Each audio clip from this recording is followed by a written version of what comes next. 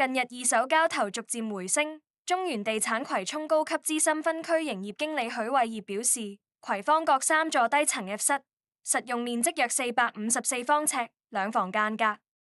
據了解，單位早於2019年放盤，當時開價650萬元，至2022年封盤，2023年重新叫價538萬元，最終以450萬元沽出，尺價約9912元。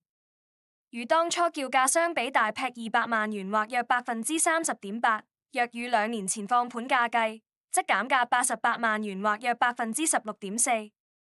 許偉業透露，買家屬分支家庭客，為年輕夫妻，租樓多年，家中有2名小朋友，深感租金不斷攀升，而利率則不斷下降，故決定出手上車。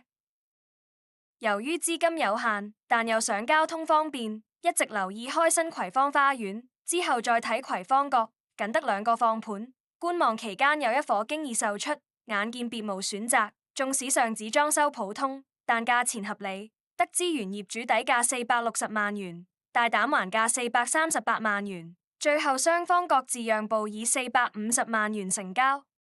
原業主於2003年沙士期間以97萬元購入單位，持貨約22年，現轉售賬面獲利353萬元，單位期內升值3.6倍。